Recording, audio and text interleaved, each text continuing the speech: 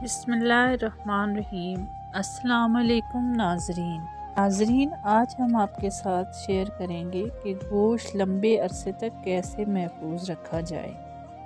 عید الاضحیٰ کے دن ہر خاتون اس بات پہ پریشان دکھائی دیتی ہے کہ کسی طرح گوشت کو محفوظ کیا جائے تاکہ قربانی کا گوشت لمبے عرصے تک استعمال میں لایا جا سکے۔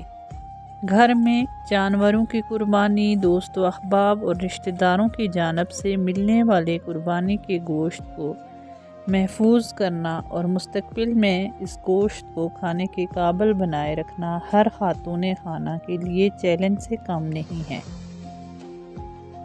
قربانی کے گوشت کو فریزر اور فریج میں رکھنے میں تاخیر نہ کریں۔ فریج سے باہر 2 گھنٹے تک گوشت کو چھوڑے رکھنے پر بیکٹیریا کا حملہ ہو سکتا ہے۔ اس سے گوشت خراب ہو سکتا ہے۔ اگر آپ گوشت کو لمبے عرصے تک محفوظ کرنا چاہتے ہیں تو گوشت کو اچھی طرح دھو لیں، پھر کاغذی لیموں نچوڑ کر اس میں پرانا گڑ گھول دیں اور یہ مرکب گوشت پر ملا دیں۔ اس کے بعد لوری نمک باریک پیس لیں اور گوشت پر چھڑک دیں اور پھر گرم کوئلے والی خالی چولہے پر خشک کر لیں۔ یہ گوشت مہینوں خراب نہیں ہوگا۔ گوشت کو کباب کی شکل میں خشک کر کے رکھنے کا طریقہ بھی بہتر ہے۔ خشک کباب تقریباً 4 سے 6 ماہ تک خراب نہیں ہوتے۔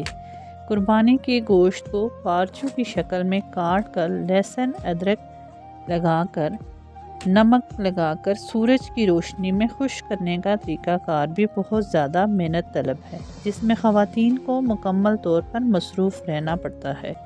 عید سے 2 یا 3 دن قبل اپنے فریج اور فریزر کی صفائی کر لیں، فالتو اشیاء کو ہٹا دیں۔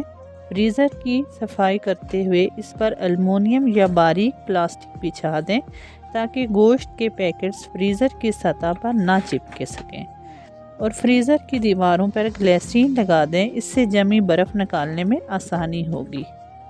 اگر آپ کو میری یہ ویڈیو پسند آئی ہے تو پلیز ویڈیو کو لائک کر دیجئے اور میرے چینل کو سبسکرائب کر دیجئے۔ ملتے ہیں اپنی نیکسٹ ویڈیو میں، تب تک کے لیے اللہ حافظ۔ اپنا بہت سارا خیال رکھیے گا۔